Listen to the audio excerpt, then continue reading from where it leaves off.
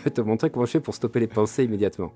J'ouvre la bouche et je mets la langue à mi-chemin entre le palais et la mâchoire, comme ça. Qu'est-ce que j'ai fait en fait? C'est la première séance que je fais avec tous mes sportifs blessés, c'est que je leur fais une amnésie sur ce qui s'est passé quand ils ont eu les prédictions des blouses blanches. Parce que pour moi, la vraie liberté, elle commence par le fait de comprendre qu'on est des programmes sur pattes.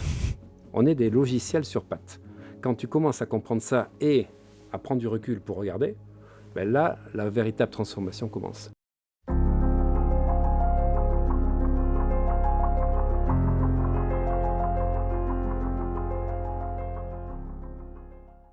Est-ce que ça vous est déjà arrivé d'avoir l'impression de vivre un peu comme un zombie en pilote automatique, que tous les jours se ressemblent, que vous avez l'impression que vous avez aucun contrôle sur votre vie, que c'est difficile de changer?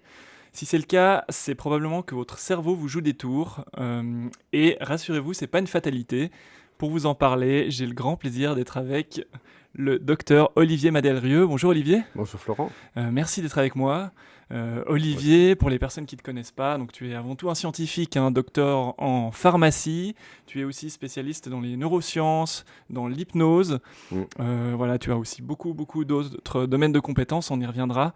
Et ensemble, on va parler justement de ce cerveau et comment on peut le reprogrammer. Tu vas d'ailleurs nous montrer aussi quelques exercices pour faire taire Avec le plaisir. mental, parce que des fois le mental, il prend un peu le dessus. Exactement. Avant que tu nous fasses cette démonstration, tu as une approche un peu particulière de l'hypnose. Pour toi, il ne s'agit pas de mettre les gens en hypnose, au contraire. Tout à fait, c'est de sortir les gens de l'hypnose dans laquelle ils sont depuis 30 ans. Je suis pharmacien de formation, mais la pharmacie mène à tout, à condition d'en sortir, comme disait Alphonse Salé. Et c'est pour ça que j'ai choisi l'hypnose, pour équilibrer, avoir les deux hémisphères qui fonctionnent. Parce que sinon, j'aurais été hémiplégique. Et le problème, c'est que la plupart des gens fonctionnent qu'avec un seul hémisphère, un seul cerveau. Ils sont basés sur une automaticité qui s'est créée depuis leurs 15 premières années. C'est-à-dire, est-ce que tu peux nous en dire un Voilà, peu plus? on sait aujourd'hui au niveau psychologique que les 7 premières années, l'enfant, si tu veux, voit en permanence, entend, ressent, et va construire, si tu veux, des croyances, des programmes dans son cerveau, parce qu'à la naissance, il n'y a aucun logiciel dans le cerveau. Il est neutre.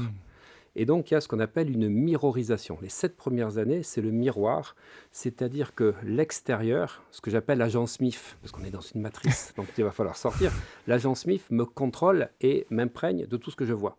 Donc, quand tu réfléchis, les finances, quand ils se disent ouais, mes finances, mes comptes bancaires, c'est terrible, je suis toujours en rouge. Oui, mais tu as appris de qui comme professeur pour tes finances? Mais de tes parents. Donc, ce n'est pas forcément les plus brillants, y compris pour les relations de couple. C'est tes parents que tu as vus à l'œuvre. Donc, ça, c'est le miroir. Et de 7 à 14 ans, c'est ce qu'on va appeler la modélisation. C'est-à-dire que tu vas commencer à modéliser tout ce que tu as vu. Ça commence à créer des valeurs, des croyances, des limitations, des peurs, des projections.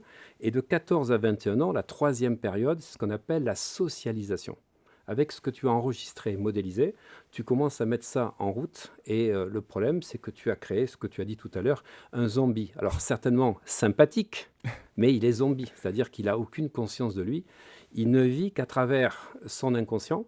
Et il n'en est pas conscient en plus. C'est ça le problème. On a l'impression qu'on fait des choix, mais en fait, c'est pas nous qui décidons, c'est ça? Tout à fait, exactement, parce qu'on a montré à travers des expériences que quand on met des casques d'électroencéphalogramme sur la tête des personnes, qu'on leur fait choisir des photos, qu'on leur fait répondre à des questions, eh bien en fait, tu as une partie du cerveau à l'électroencéphalogramme qui s'allume avant que tu parles.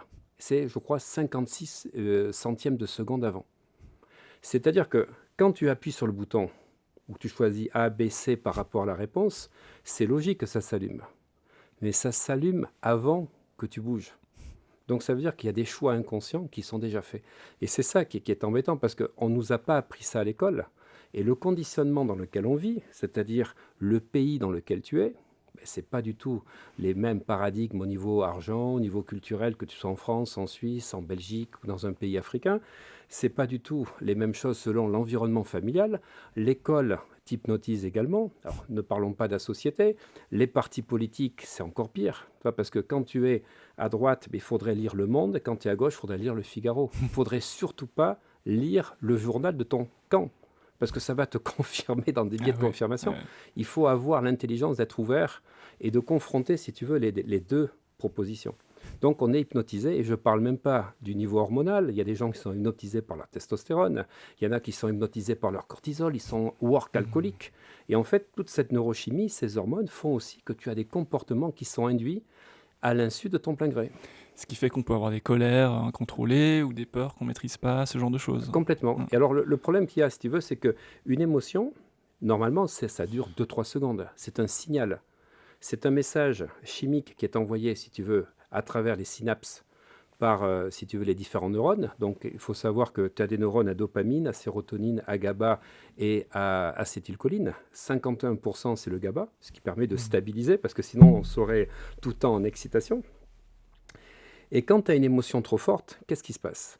C'est-à-dire, comme tu libères beaucoup, par exemple, de noradrénaline, l'énergie, ou d'adrénaline, de stress ou de cortisol, qui est vraiment la colère, pour pas que ton mental soit submergé, eh bien, le cerveau va créer plein de neurones, tu vois, pour absorber ça. Tu vois le Mmh. principe Ouais, ouais, je de vois. Ouais, synapse. ouais, ouais. Mais le problème, quand ils sont créés, ils demandent leur soupe après.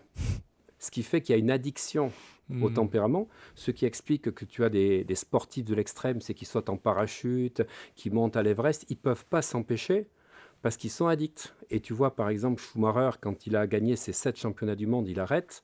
3 ans et demi après, il revient. Donc, il ne va pas avoir une voiture compétitive. On lui demande, est-ce qu'il vient gagner un 8e titre de champion du monde? Il dit non, je viens parce que j'ai ça dans le sang, ça me manque. Et Zidane, quand il arrête en 2004, donc l'équipe de France, il va revenir en 2006 pour la Coupe du Monde. Donc il y a Thuram et lui qui reviennent. Et quand on lui demande pourquoi il vient, si c'est pour gagner un 2e titre de champion, il dit non, je viens parce que je suis en manque. C'est-à-dire cette compétition, cette adrénaline, parce que tu as les neurones qui ont été créés, mais tu vas chercher après des situations, des personnes ou, on va dire, des comportements pour développer cette neurochimie qui te manque. J'interromps un instant cette vidéo pour vous dire que votre soutien compte beaucoup pour nous. Si vous aimez nos vidéos, je vous invite à vous abonner à notre chaîne et à cliquer sur le petit pouce levé qui se trouve sous la vidéo. C'est pas grand chose, mais ça nous aide à faire connaître nos contenus auprès d'un plus large public. Voilà, merci beaucoup pour votre aide et maintenant reprenons notre vidéo. Mmh. Alors justement, tu parles de sportifs d'élite. Ouais, C'est une de tes activités, hein. Tu tout à accompagnes fait. et tu as accompagné de nombreux sportifs d'élite, Depuis 14 ans, ouais, des skieurs, des judokas, des rugbyman aussi, tout à fait. des chefs Des d'entreprise tennismen, ouais, également, tout à ouais, des fait. tennisman. Qu'est-ce que tu leur apportes finalement? Alors ça c'est intéressant parce que, tu vois, chaque fois que j'ai les sportifs, ils ne me Mmh. contactent pas quand ils sont au plus haut. Ah! Ils me contactent quand ils sont plutôt en bas. Et tu OK. vois, bon, tu parlais des skieuses, j'ai eu Coralie Frassombé qui était 33e mondiale, qui est passée à la 9e place en 2016. J'ai accompagné également Veronika Zuzulova, donc Mmh. slovène, qui m'a contacté parce que c'était la compagne de l'entraîneur de l'équipe de France qui avait vu, donc au niveau du ski, ce que j'avais fait avec Coralie. Mmh. Et donc, 3e mondiale quand même. Donc, si tu veux, Ouais. ce qui se passe, c'est qu'elle avait eu un accident. Coralie Frassombé, elle, ratait toujours Zolden. Tu vois, à chaque fois, elle ne pouvait pas réussir. Et en fait, si tu veux, ce sont des ancrages qu'il y a. C'est-à-dire que pour Coralie Frassombé, quand on a fait régression en hypnose, on a perçu qu'en fait, elle avait vu à la télé une championne qui avait eu un grave accident à Zolden. Et chaque fois qu'elle prenait la course, alors Zolden, c'est la première course de la saison régulière, toi, au mois Mmh. d'octobre, et à chaque fois, elle enfourchait ou elle sortait parce que son inconscient avait vu ce grave accident. Quand j'ai eu la chance d'accompagner Sandrine Martinet, je l'accompagne toujours pour les Jeux Olympiques de 2028 à Los Angeles, elle va avoir 47 ans à Los Angeles. Et tu vois, elle aurait dû arrêter normalement après les Jeux de Rio en Mmh. 2016. Quand elle me contacte, c'est suite à son kiné, donc Stéphane Pancrofi, qui s'est formé à l'hypnose avec moi, qui est le kiné de l'équipe de France de VTT. Et Stéphane avait eu par des rugbyman d'Oyonax, parce que je faisais des formations à Lyon, à Toulouse, donc j'étais un Mmh. petit peu partout pour prêcher la bonne parole.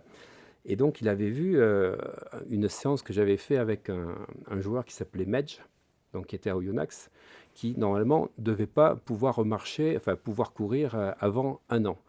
Et quand il le voit le mardi, il dit mais qu'est-ce qui s'est passé depuis la semaine dernière? Il dit mais j'ai fait une séance avec Olivier Mérieux. Il me dit c'est qui? Et donc il m'appelle, il me dit écoute écoutez, j'ai eu un rugbyman à moi, il a fait une séance avec vous, je ne comprends pas ce qui s'est passé, je sais que vous refaites avec lui jeudi, est-ce que je peux venir? Voilà. Et il s'est formé avec moi parce qu'il a été stupéfait. Mmh. Et il m'appelle un mois après, il me dit, Olivier, on est en avril 2016, j'ai une championne, Sandrine Martinet, elle est championne du monde de judo en catégorie paralympique parce qu'elle est non-voyante. Donc elle voit 2 dixièmes et 6 dixièmes. Elle n'est pas aveugle, mais elle est non-voyante. Et il me dit, ben, elle a fait aux Jeux Olympiques, la dernière fois, il y a 4 ans, une entorse en demi-finale. Donc elle n'a pas pu être médaillée. Et elle vient de faire la même blessure. Et les kinés et les médecins, donc, dont moi kiné, ont dit qu'elle ne sera pas rétablie pour les Jeux Olympiques. Il me dit, voilà, donc c'est une mission pour toi. Et la mission a été établie parce qu'elle a pu les faire et elle a été médaille d'or. Ah oui! Et en plus, Sandrine Martinet, elle est kinésithérapeute Ah. de formation. Et quand on fait la première séance chez elle, dans son cabinet à Chalon-sur-Saône, au-dessus de Lyon, quand je repars, donc elle me dit, ben, je vous tiendrai au courant dans la semaine, elle me laisse un message le lundi matin à 8h, elle me dit, Olivier, je ne comprends pas, je suis allé sur la planche de proprioception, j'arrive à étirer le pied que je ne pouvais pas faire hier. Qu'est-ce que vous avez fait? Je dis, moi, j'ai rien fait. C'est le subconscient, toi, si tu veux, qui relâche et qui programme. Qu'est-ce que j'ai fait, en fait? C'est la première séance que je fais avec tous mes sportifs blessés, c'est que je leur fais une amnésie sur ce qui s'est passé quand ils ont eu les prédictions des blouses blanches. Des prédictions du style, vous remarcherez Ouais, jamais, tu le sport c'est remarcheras pas, c'est terminé. terminé, Mmh. tu pourras pas faire les Jeux Olympiques, tu Ah seras oui. pas prêt, tu retrouveras pas ton niveau. Donc quand le médecin fait ça, finalement, il ancre quelque chose dans l'esprit. C'est une malédiction, c'est-à-dire Ah. malédiction en latin, c'est maledicere, ce qui est mal dit, ce qui est maudit, Mmh. tu vois. On se fait des auto-envoûtements. Et je prends l'exemple de quelqu'un que j'aime bien, qui est un ami maintenant, c'est Grégory Mahé, qui a écrit un livre, Mon combat contre l'AVC, qui est un champion de rugby, qui était au Stade français, au Stade toulousain, dans l'équipe de France, donc demi-mêlée, et il va faire un AVC, donc sous sa douche au mois d'août, je crois que c'est 2015, non 2014, parce que moi je le rencontre en 2015, donc l'année d'avant. Il fait donc un AVC, il est en pleine chaleur il terrasse, si tu veux, la maison qu'il est en train de faire avec un marteau pilon. Il prend la douche et en fait, il sent des choses qui coulent. Il vient d'avoir rupture d'anévrisme puissant. Il est comme ça, il ne peut plus parler. Et les médecins disent, ben, vous êtes condamné à être comme ça, la joue, etc. Et en fait, qu'est-ce qui se passe? C'est qu'il refuse ce qu'on lui dit. Et pendant les jours qui viennent, il ne va pas arrêter de visualiser qui parle, qui retrouve ça et qui se met même à jouer au rugby. Et il va se former à l'hypnose avec moi. Il a fait 2 formations d'hypnose. C'est un kiné, encore une fois, et lui, il est parti maintenant à l'île Maurice. Et donc, il va se rétablir. Il n'a plus aucun symptôme parce que la visualisation et la répétition ont fait que le cerveau ne voit pas si, ça c'est une propriété du cerveau, si c'est réel ou imaginé. Donc, à chaque fois, si tu veux, quand tu as une autorité qui te dit un truc, comme quand tu as 6 ou 7 ans, quand tes parents te disent quelque chose ou un éducateur, cette autorité morale, elle te jette un sort Mmh. qui peut être bon ou mauvais en disant « Putain, toi, tu es un génie, tu vas réussir ». Et on sait, par exemple, tu sais, je parle de Thomas Edison. Mmh. Tu sais, Thomas Edison sûr, qui a ouais. inventé l'ampoule Ouais, ouais. électrique. Quand sa mère est décédée, il a retrouvé des cahiers, ces vrais cahiers, où les professeurs disaient « n'y arrivera jamais, c'est comment ça s'appelle, c'est presque un idiot ». Et en fait, sa mère lui a toujours menti en disant « Tu sais, Thomas, les professeurs sont ravis de toi, ils disent que tu es un des meilleurs élèves, tu iras loin ». Et Thomas Edison, il dit « Je dois mon succès à ma mère ». Tu vois l'importance de l'autorité, qu'elle soit médicale ou qu'elle soit paternelle ou éducatrice. Ouais, on voit bien avec tous ces exemples à quel point on est conditionné par ce Complètement. qu'on voit, ce qu'on nous dit, notre éducation, Tout à notre fait. milieu, etc. Mais aussi comment finalement on peut s'en libérer Tout à fait. avec des exercices comme ceux que tu mentionnes. Tout à fait. Mon but, c'est d'apprendre aux gens à se désinoptiser de l'hypnose dans laquelle ils sont et que l'ego finit par renforcer. Et tu te prends pour tes pensées. Tu n'es pas tes pensées. Et d'ailleurs, on va faire un premier exercice Allez, c'est parti. pour demander à nos auditeurs de répéter, alors à voix haute, toi c'est bien de l'entendre, quelle est la prochaine pensée que je vais avoir.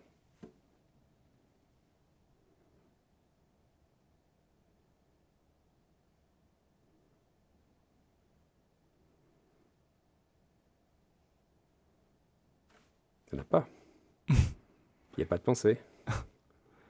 Parce que si je demande quelle est la prochaine pensée que je vais avoir, je ne suis plus mes pensées. Je Non, c'est suis vrai, on attend. observateur. Je suis observateur. Quelle est la prochaine émotion que je vais avoir? Donc en fait, c'est simple. Il faut juste y penser.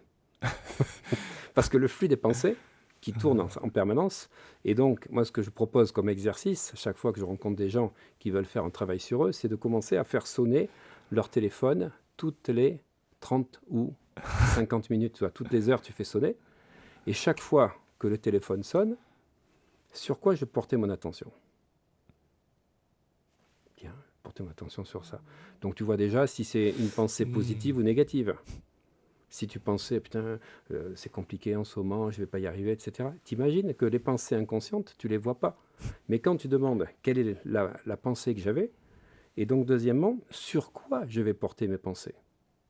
Mon intention, je vais la porter sur quoi maintenant? C'est-à-dire que je prends conscience sur quoi je portais, et je décide de porter mon attention sur ça. C'est moi qui choisis. Et j'aime, pour que les gens ne soient pas stéréotypés, quelles sont les 3 intentions que je pourrais avoir? Toi, ça pourrait être dans la santé, ça pourrait être professionnel, etc. Et troisième étape, quelle est celle que je choisis? En fait, en faisant ça, tu vas commencer à couper ce fonctionnement automatique qui Ah oui, t'empêche c'est assez contre-intuitif parce qu'on a l'impression qu'il faut essayer d'arrêter de penser, voilà, de lâcher les pensées. En fait, il faut plutôt d'observer. les observer. Donc mettre le focus dessus, mais avec une certaine distance, c'est ça? C'est ça. C'est l'enseignement de Gurdjieff qui appelait ça le rappel du soi. C'est-à-dire devenir celui qui existe, mais qui en fait est coincé dans plein de couches émotionnelles, mentales, instinctives, qui nous empêchent d'être nous-mêmes. Deuxième exercice. Alors là, ne rigole pas, parce que tu es face à moi, je vais te montrer comment je fais pour stopper les pensées immédiatement. J'ouvre la bouche et je mets la langue à mi-chemin entre le palais et la mâchoire, comme ça. Fais-le. Interdit de se moquer.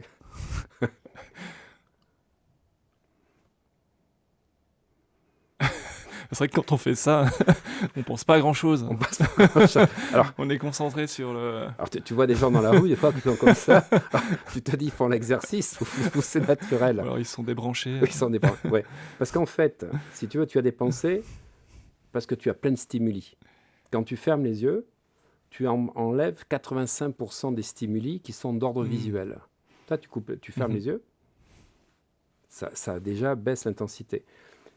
Mais comme ta langue, elle touche en permanence le palais ou la mâchoire, donc il y a des contacts, et ça crée des pensées. À partir du moment où je mets la langue en sustentation, c'est pas habituel, c'est comme si je débranchais des fils, et ton mental, il est à se dire, mais qu'est-ce qui se passe? C'est marrant. Bon, alors, peut-être pas faire ça n'importe où dans la rue, sinon on va passer pour un fou, mais en tout cas, c'est une bonne ce qu'on technique. peut faire ensuite, si tu veux, dans la pratique de l'hypnose ou de l'auto-hypnose, c'est d'ancrer ça. De faire qu'avec un geste, tu retrouves la même chose que quand tu as la langue comme ça.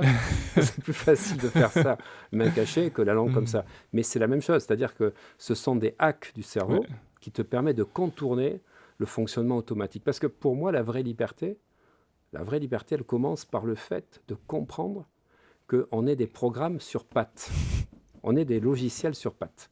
Quand tu commences à comprendre ça et à prendre du recul pour regarder, là, la véritable transformation commence. Elle ne peut pas commencer tant qu'on est dans l'ego, alors je veux réussir, etc. Mais qu'est-ce qu'il y a derrière la réussite? Pourquoi tu veux faire ça? Oui, c'est d'aller derrière la scène, voir ce qui se passe vraiment au fond des choses. Tout à fait. C'est pouvoir prendre du recul, déprogrammer, et là, on va pouvoir aller dans cet espace entre deux pensées, parce que le secret initiatique le plus puissant, c'est d'allonger tes pensées, tu vois, pour qu'il y ait un grand vide entre deux pensées. Pas qu'il y en ait une par seconde, parce qu'on sait qu'on pense à peu près 60 à 70 000 pensées par jour.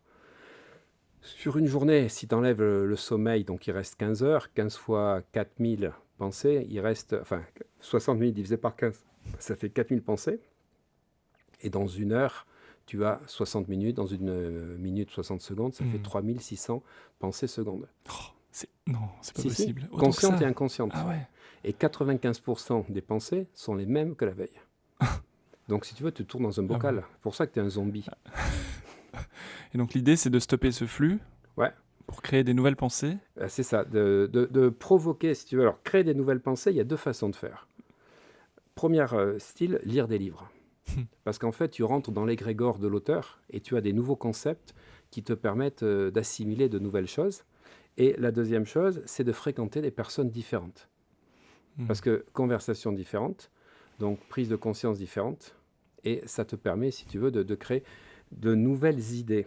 Enfin, plus ou moins de capter de nouvelles idées, parce qu'on n'a pas de partie centrale dans le cerveau qui crée des idées. Quand quelqu'un me dit, tiens, je viens d'avoir une idée, je dis non, tu as capté une idée. Les idées, tu sais que quand tu as une invention qui sort, tu avais 10 Oui, oui. scientifiques qui Ouais. allaient sortir la même à 2 jours près. En fait, il y a quelque chose qui se passe dans l'inconscient collectif, comme disait Carl Jung. C'est hyper intéressant parce que aujourd'hui, quand on regarde les réseaux sociaux, tout est fait pour nous enfermer dans une bulle de connaissances, de valeurs, qui sont les nôtres, et pas du tout de sortir justement Non, pour tout voir à des fait. avis différents, se questionner, se remettre en question, etc. Un de mes séminaires en 2021 qui était très marquant, ça s'appelait Out of the Box. Sortez de la boîte. Et c'est exactement ça, c'est de faire en sorte de comprendre que ta réalité, celle que tu vis, elle dépend de ton identité. Et ce que j'aime expliquer, toi, dans mes formations d'hypnose ou de coaching, tu es à ce niveau-là, on va peut-être mettre comme ça, tu es à ce niveau-là et tu veux ça. Plus tu veux quelque chose d'élevé, plus ça crée un écart identitaire. Et du coup, quand tu fais des efforts et que tu n'arrives pas à être ça, ou à obtenir ça, qu'est-ce que ça fait? Frustration, dévalorisation, mauvaise croyance sur moi. Ces mauvaises croyances, cette frustration parce que j'y arrive pas, ça fait quoi? Des sensations dans le corps négatives, d'oppression, de frustration, au niveau de la gorge, au niveau du cœur, au niveau de l'estomac. Et ça crée des émotions. Donc, à travers un écart que je n'arrive pas à combler, eh bien, en fait, j'ai des mauvaises sensations et des émotions négatives. Et pour combler ces émotions négatives, ben, je fais appel à des pompiers. C'est-à-dire, je vais manger du chocolat, je vais boire de l'alcool, je vais fumer, je vais aller utiliser ma carte bleue. Tout ça est pour créer de la dopamine, qui est une fausse récompense au fait que je n'arrive pas à obtenir. Parce que si j'obtenais, je serais motivé. Tu vois. C'est des béquilles émotionnelles. C'est des béquilles émotionnelles, exactement. C'est alors, comment on fait pour sortir de ce cercle vicieux? Eh bien, déjà, il faut peut-être restreindre l'objectif pour le découper en petits objectifs. Parce que chaque fois que tu fais un petit pas qui te permet de grandir, ben, tu vas libérer de la dopamine. Et cette dopamine, elle va te permettre de vouloir franchir la deuxième étape. Mais quand tu mets un challenge trop important, et malheureusement sur les réseaux sociaux, c'est allez, faites ça en 3 jours, 7 jours pour obtenir ça, mais il faut arrêter. C'est-à-dire qu'on est dans une motivation extrinsèque, tu vois, c'est-à-dire que tu es motivé pour obtenir un résultat. Alors qu'en fait, la motivation intrinsèque, c'est le chemin de transformation qui va te motiver parce que tu sens que tu t'améliores tous les jours, que tu progresses de 1 à 2%. Et en fait, quand tu es dans cette motivation intrinsèque et que tu vois la transformation que tu es, donc l'identité dont je parlais, eh bien le résultat, c'est le résultat, c'est la récompense. C'est pas la récompense qui va me faire me motiver. La récompense est le but, si tu veux, de ce chemin un petit peu, on va dire, d'évolution de conscience. Parce que quand tu mets des objectifs trop élevés, tu te mets de la pression. Donc tu te mets du stress. Donc tu te mets l'adrénaline. Alors qu'en fait, il faut être dans une évolution douce qui est basée sur un cheminement.